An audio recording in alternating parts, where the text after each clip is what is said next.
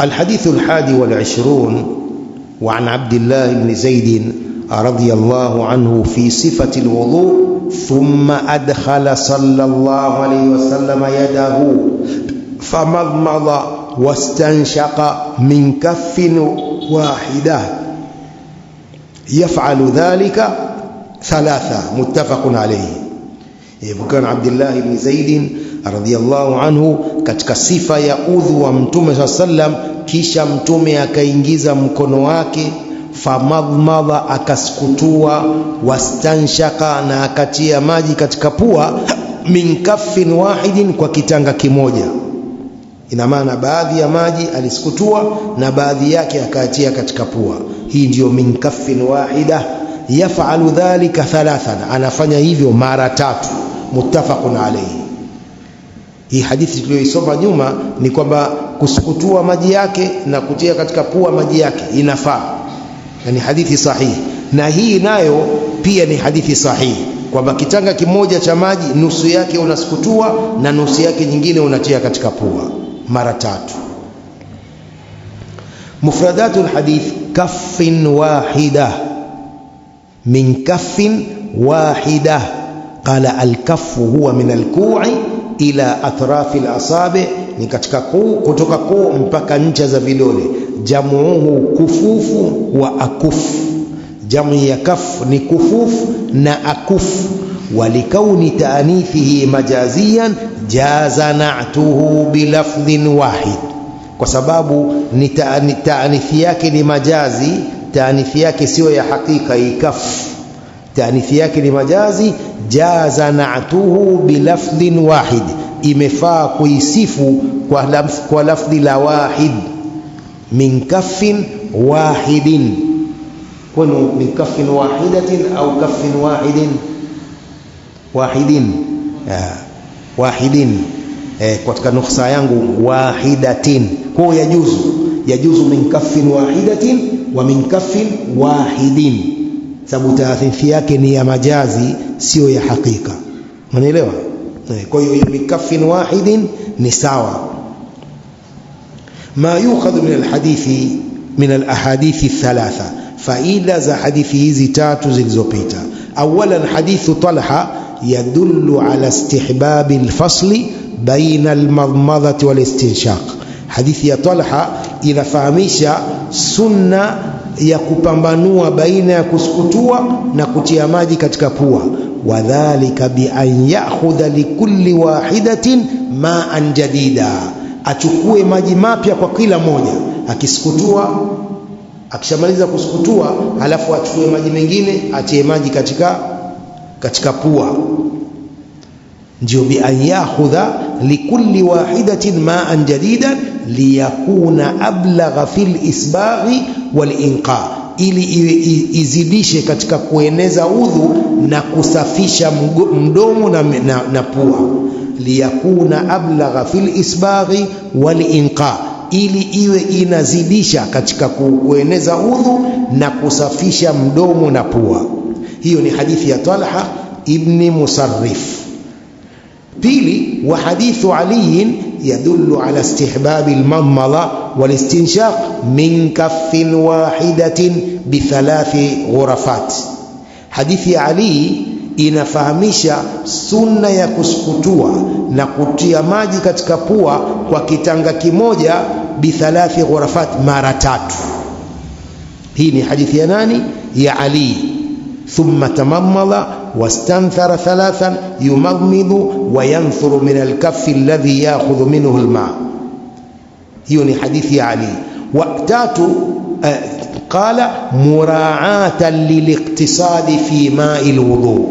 Hii kuchukua kwa kitanga kimoja kwa ajili ya kusukutua ni kwa kuangalia iktisadi, yani kutumia maji kidogo katika kutawadha. Iktisad ni economic. Kwa ukichukua maji kitanga kimoja kwa ajili ya kusukutua nusu na nusu nyingine kutia maji katika pua, umesevu maji, si ndio? Umetumia maji kidogo, kuliko ukichukua maji wasukutua halafu unachukua maji mengine watia maji katika pua. Unaona? Mmenielewa?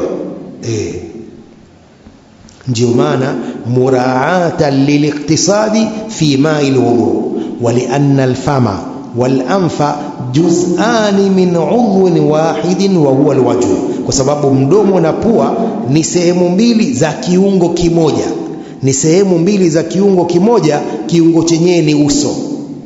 Pua iko katika uso na mdomo uko katika uso. Kwa anasema zinaoshwa pamoja, kusukutua mdomo na pua zinaoshwa pamoja kwa sababu ziko katika kiungo kimoja ambacho ni uso. الفائدة الثالثة وحديث عبد الله بن زيد يدل على استحباب المضمضة والاستنشاق من كف واحدة بثلاث غرفات أيضا. Sunna ya kusukutua na kutia maji katika pua kwa kitanga kimoja mara tatu. Yani unasukutua na kutia maji katika pua, alafu unachukua tena mara ya pili, alafu unachukua tena mara ya tatu. الفائدة الرابعة أحسن توجيه للجمع بين هذه النصوص هو إعمالها وحملها على تعدد الأحوال.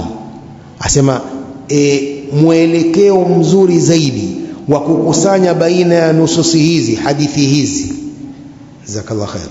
Ahsanu tawjihin liljam'i baina hadhihi an-nusus huwa i'maluha, ni kuzitumisha zote hizi, wa hamluha ala taaddud al-ahwal, na kuzichukua kwa kutaaddad, kuwa nyingi hali za mtume. Mara alifanya hivi, mara alifanya hivi, mara alifanya hivi. Mara nyingine alichukua maji peke yake kwa ajili ya kusukutua, akachukua maji ya kutia maji puani mengine. Mara nyingine alifanya kwa pamoja, kusukutua na kutia maji katika pua kwa pamoja.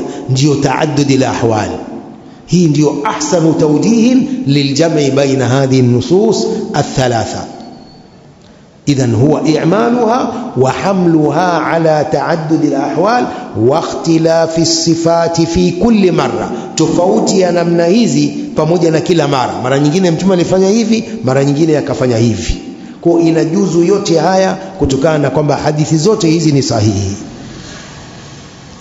قال ابن القيم رحمه الله: وكان صلى الله عليه وسلم يتمضمض ويستنشق تارة بغرفة وتارة بغرفتين، سواء، وتارة بثلاث. Asema Ibn Qayyim, Mtume sallam alikuwa akisukutua na kutia maji katika pua mara nyingine kwa kitanga kimoja, mara nyingine kwa vitanga viwili mbalimbali, mara nyingine bithalath, mara tatu. Wakana yasilu baina al-mamadha wal-istinshaq, alikuwa akiunganisha baina ya kusukutua na kutia maji katika pua. Fayakhudhu nisfa al-gharfa li famihi wa nisfaha li anfihi, anachukua nusu ya kile kitanga kimoja kwa ajili ya mdomo kusukutua na nusu yake kwa ajili ya kutia maji katika pua. Wala yumkinu fil gharfi illa hadha, haiwezekani katika kitanga kimoja isipokuwa hivi, nusu kwa nusu. Pia mtume alifanya hivi. قال ولم يجئ الفصل بين المضمضة والاستنشاق في حديث صحيح البتة. maneno ya nani haya? Ibn Qayyim asema haikuja kupambanua baina ya kusukutua na kutia maji katika pua katika hadithi sahihi kabisa. Maneno ya Ibn Qayyim. ولفظ أبي داود مضمض من الكف الذي يأخذ فيه الماء, alisukutua kwa kile kitanga anachochukulia maji.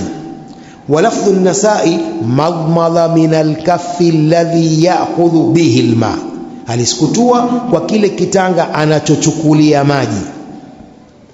hii lafzi la Abi Daud na lafzi la Nasai, farq bainahuma fihi wa bihi.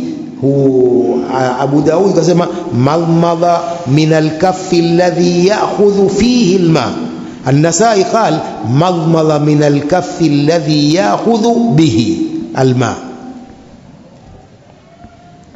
أما حديث طلحة بن مصرف فلم يروى إلا عن أبيه أو فلم يروي إلا عن أبيه عن جده ولا يعرف لجده صحبة.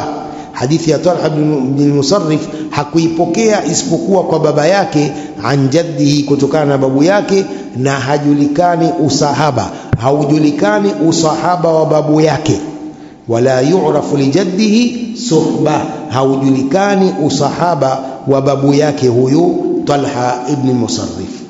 Qala an-Nawawi ittafaqa al-ulama'u ala dha'fihi, maulama wafikiana udhaifu wa hadithi hii ya 19, hadithi ya Talha ibn Musarrif. وبهذا فيكون الصحيح من الصفات هو أولا أن يتمضمض ويستنشق 3 مرات من 3 غرفات، وهذا يفهم من حديث علي وحديث عبد الله بن زيد الذي في الصحيحين.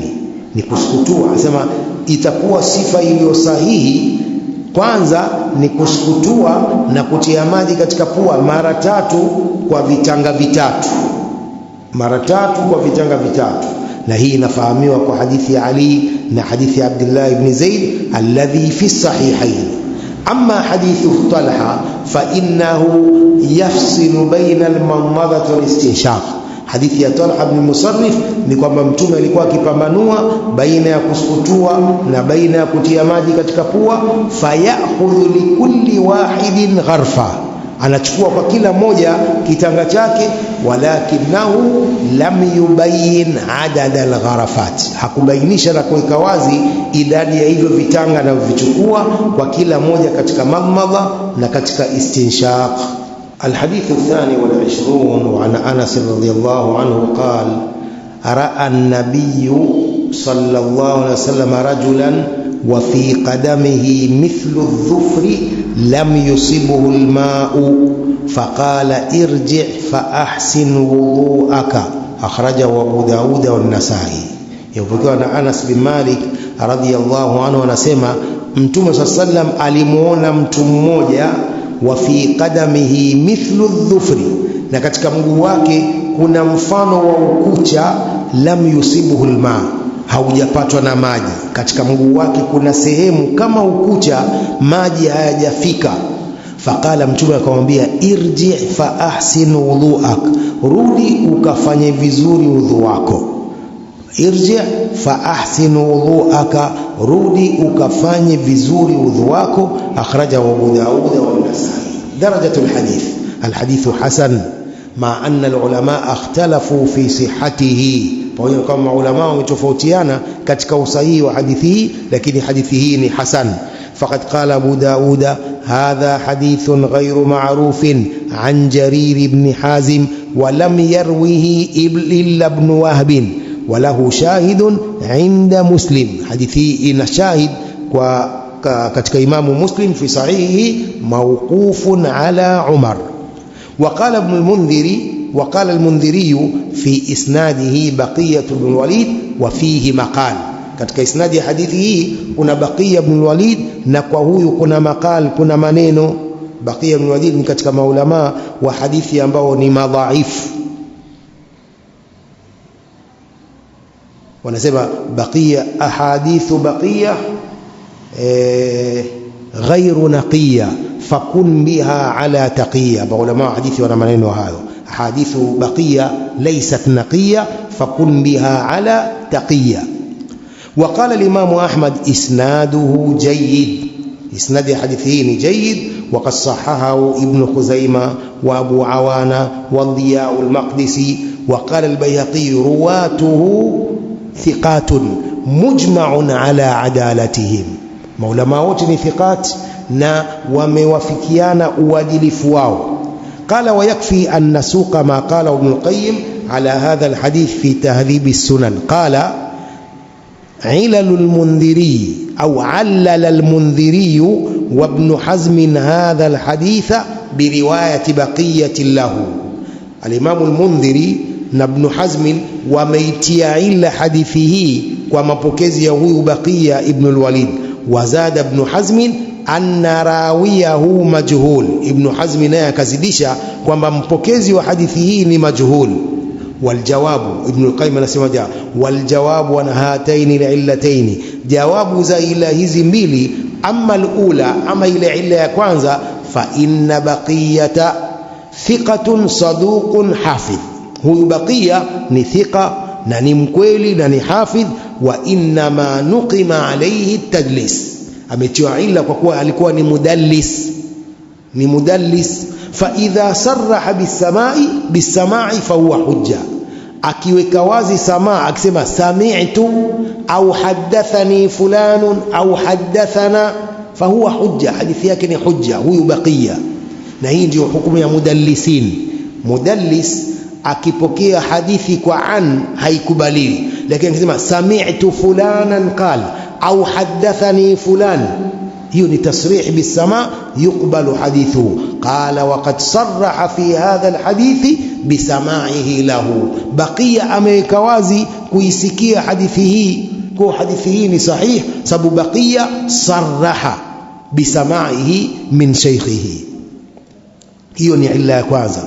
Wa amma al-illatu thaniya fabatila, ila pili ni batila. Ila gani? Hii aliyosema Ibn Hazmi kwamba rawiyahu majhul, hii ni illa batila. Fajahalatu sahabi la taqdahu bil hadith, kutomjua sahabi hakutii illa katika hadithi. Asipotaja sahabi na hajulikani ni sahabi gani, hii haitii illa katika hadithi. Lithubuti adalatihim, kwa kuthubutu uadilifu wao. As-sahabatu kulluhum udul, masahaba wote ni waadilifu, hakuna sahabi dhaifu, wote ni waadilifu. Sasa hii kwamba kuna rawi si adili, hii ni tabi'in, hawa ndio wanatokea maruwati wengine ambao si udul, lakini masahaba wote ni waadilifu bitadili llahi subhanahu wa ta'ala min fawqi 7 samawati. Aya nyingi Allah subhanahu wa ta'ala amewasifu masahaba, si ndio? Kwa masahaba wote ni waadilifu, hakuna sahabi dhaifu. Umeelewa? Kwa asipotaja sahabi katika hadithi, ndio wasema ulama fajahalatu sahabi la taqdahu bil hadith lithubuti adalatihim.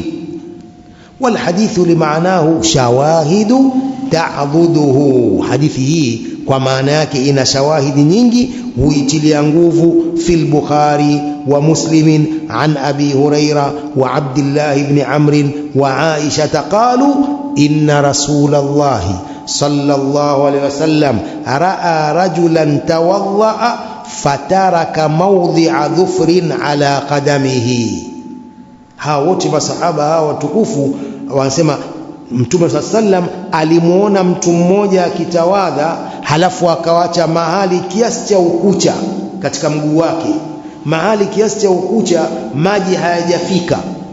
Qala fa absarahu an-nabiy, Mtume akamuona. Faqala, Mtume akasema wailul lil aqabi minan nar, adhabu kali ya moto ni ya visigino.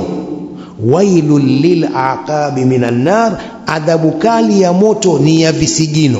Kwa nini Mtume kataja visigino? Sababu ndivyo vinavyoachwa sana.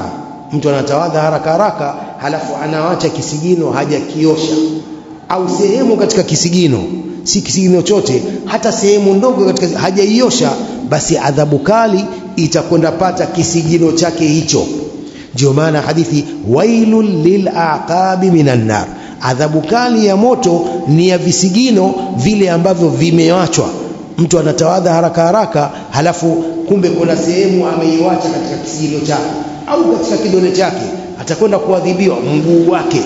Mguu wake utaadhibiwa kwa vile ameacha kuutia maji. Na ukiadhibiwa mguu ndio mtu ameadhibiwa hivyo, si kwamba mguu ukiadhibiwa motoni kichwa hakisikii machungu. Ndio hivyo, ukiadhibiwa mguu ndio mtu ameadhibiwa hivyo, mwenyewe pia ameadhibiwa. Moto si mchezo bwana, moto wa Allah sio mchezo. Kwa hiyo ukiadhibiwa kisigino, machungu yanafika mpaka kwenye moyo na kwenye kichwa. Naam. Kwa ni haramu mtu kutawadha akawacha sehemu katika viungo vya kutawadha maji hayajafika. Kwa makamio haya adhabu ya Mtume, wailul lil aqabi minan nar. Sasa hadithi imekuja lafzi la aqab, lakini mahali popote, hata ukiacha kwenye mkono, sehemu ndogo umeacha kwenye mkono, maji haijafika, ni adhabu. Kwa mtu akitawadha anatakiwa awe makini, ahakikishe viungo vya kutawadha vimepata maji. Mufradatul hadith, qadamahu ra'a an-nabiy sallallahu alayhi rajulan wa fi qadamihi, alqadamu muannatha, alqadamu ni kalima muannatha, wa hiya ma yata'u al-ardha min rijli al-insan. Al-qadam ni kile kinachokanyagia ardhi katika mguu wa mtu. Hii chini inaitwa qadam. Kiswahili inaitwa nini? Wayo, si ndio? Inaitwa wayo. Hii ndio qadam. Wa fawqahu, juu ya qadam, as-saq, inaitwa saq. Wa bainahuma al-mifsalu ar-rusqu, baina yao, baina ya saq na baina ya hiyo qadam kuna al-mifsal, hiki kiungio cha mguu. Qala adh-dhufru fihi lughatani ajwaduhuma dhammu adh-dha'i wal-fa'i. Adh-dhufr بضم الضاء والفاء جمعه أظفار هو جسم يكاد يكون شفافا, ni kiwiliwili ambacho kinakuwa chenye kuona, shaffafan, mawjudun ala dhahri sulamiyya al-akhira min asabi' al-yadayn wal-qadamayn. Kucha sinajulikana kucha, ukucha huo ndio inaitwa adh-dhufur kwa lugha ya Kiarabu. Lam yusibu al-ma'u asaba as-sahmu isabatan wasala al-gharad. Asaba as-sahmu isabatan, yani imefika kile chembe katika lengo lake. Falmaana akhtaahu al-ma'u falam yasil ilayhi, maji yamekosa mahali hapo, hayajafika katika mahali hapo. Hii ndio maana lam yusibuhu al-ma'u. Ahsin wudu'ak, mtume akamwambia irji, rudi ukafanye vizuri udhu wako. Ahsin wudu'ak, ahsin fi'lu shay, ay ahsin fi'la shay, fanya vizuri kitendo kile cha kutawadha. Ay ajid sun'ahu fa atimma wudu'aka wa ahsinhu, ukamilishe udhu wako na ufanye vizuri udhu wako. Hii ndio maana irji fa ahsin wudu'aka. ما يؤخذ من الحديث, فائدة الحديث: أولا وجوب تعميم أعضاء الوضوء, واجب وكوeneza maji viungo vya kutawadha, ulazima wa kuvieneza maji viungo vya kutawadha. Wa in turika shay'un min al-udwi walau qalilan la yasihu ma'u al-udhu, kikiachwa kitu chochote katika kiungo japo kitu kidogo, udhu hausihi. Wa in turika shay'un min al-udwi, kikiachwa kitu chochote katika kiungo, walau qalilan, japokuwa kidogo, la yasihu ma'u al-udhu, udhu hautasihi. Kwa lazima kuwa makini kukamilisha viungo vya kutawadha na vipate maji sawa sawa. Thaniyan mashru'iyatu ihsani al-wudu, sunna ya kufanya vizuri udhu, wadhalika biitmamihi, kukamilisha kutawadha, wa isbaghihi, na kueneza maji. Wa hadha nassun fi rijli wa qiyasun fi ghairiha, hii ni nasi, hadithi imetaja rijil, mguu, lakini ni kiasi katika kiungo chochote, uso, mikono, kichwa. Hadithi imetaja miguu, lakini ni qiyas fi ghairiha, katika viungo vyote. Thalithan, alfaida thalitha, anna alqadamaini min a'dha'i alwudu. Qadamaini, hizi nyayo ni katika viungo vya kutawadha. Nyayo hizi za chini za kukanyagia pia ni katika viungo vya kutawadha, lazima vipate maji. Wa annahu la yakfi fihima almashu bal la budda min alghusli, haitoshelezi kupaka maji katika miguu, lazima kuosha. Haitoshelezi kupaka maji katika miguu. Mashia marafidha wale ndio wanaopaka maji miguu, hawaoshi. Mashia hawaoshi miguu, wanapaka maji tu. Mashia hawatawadhi kama alivyotawadha Mtume, hawasali kama alivyofundisha Mtume, wanakutawadha kwao na kusali kwao. Umeelewa?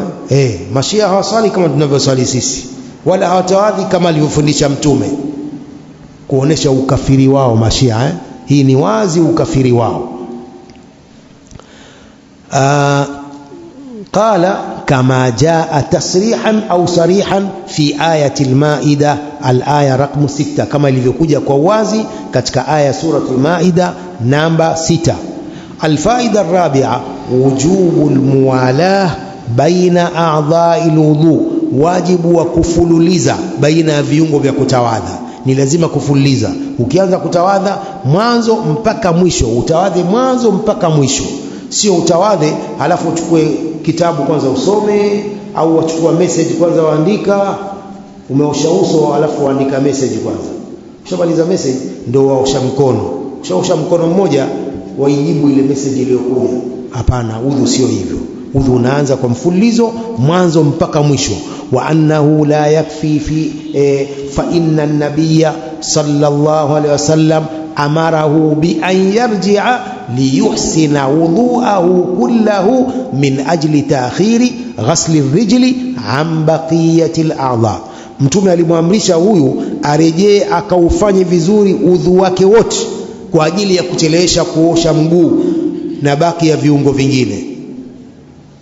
Huyu aliyemwambia kwamba nenda katawadhe tena ni kwamba tayari viungo vimeshakauka.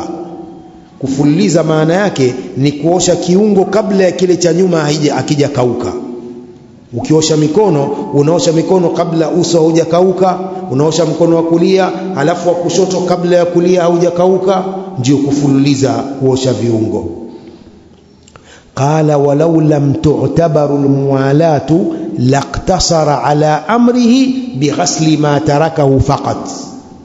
Lau sikuzingatiwa hii kufululiza, mtume angemwamrisha kuosha kile sehemu aliyoiacha tu, ile sehemu tu ya mguu aliyoiacha, angemwambia osha pale tu ambapo hakufika maji.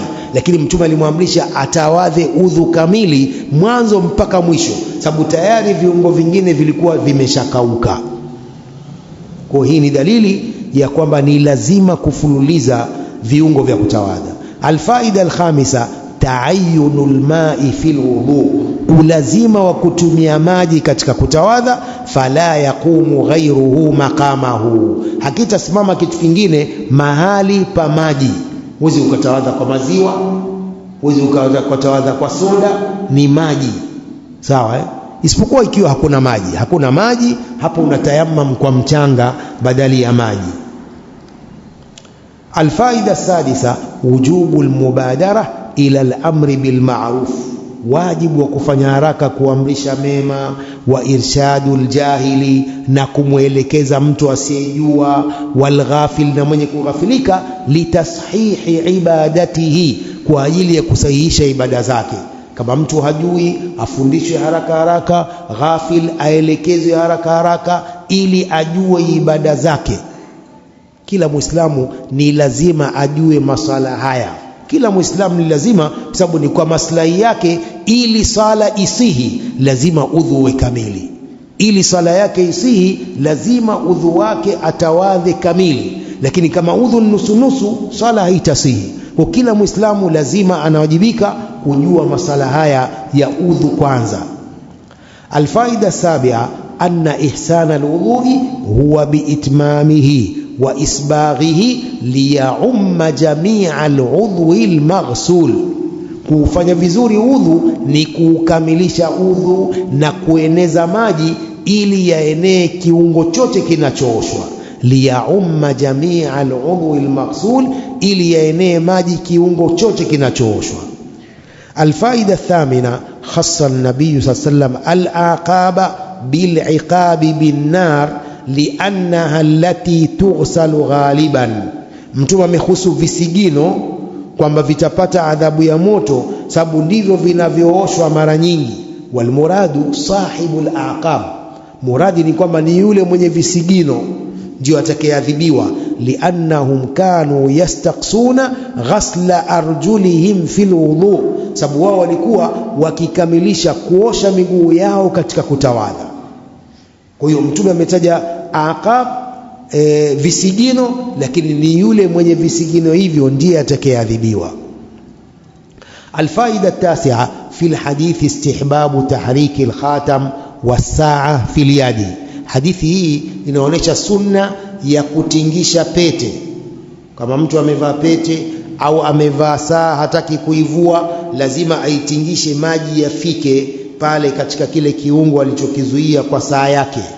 Fil hadithi istihbabu tahriki alkhatam was-sa'a fil yadi liyahsula al-yaqinu ila wusuli ma'i al-wudu ila ma tahta dhalik, ili upatikane uhakika wa kufika maji ya udhu pale chini ya saa ile au chini ya pete ile. Kama mtu anavaa pete, akitawadha hakikishe maji yanafika chini ya pete ile. Kama mtu anavaa saa na haivui wakati wa kutawadha, hakikishe maji yanapita pale chini ya ule mkanda. Wa hakadha khilafu ulama, dhahaba jumhur ulama ila wujubi isti'abi a'dha'i al-wudhu'i bilma lima thabata fi sahihain wailul lil'aqabi minan nar. Kundi la maulama linasema ni lazima kueneza viungo vya udhu kwa maji, kwa hadithi hii iliyothubutu fi sahihain, adhabu kali ya moto ni ya visigino. Wailul lil'aqabi minan nar. Kwa hii inawajibisha viungo vya udhu vyote vienezwe maji.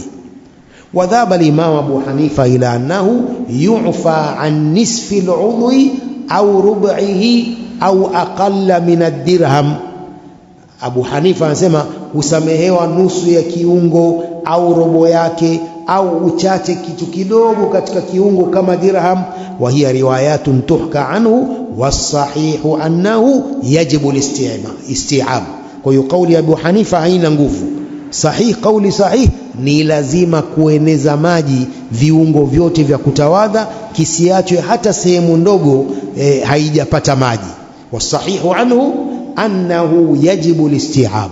Kauli sahihi ya Imam Abu Hanifa ni kwamba lazima kueneza maji katika kila kiungo bila kuacha hata sehemu ndogo isipate maji. Naktafi bihadha al-qadr. Wallahu a'lam wa sallallahu wa sallam wa baraka ala nabiyyina Muhammadin wa ala alihi wa sahbihi ajma'in.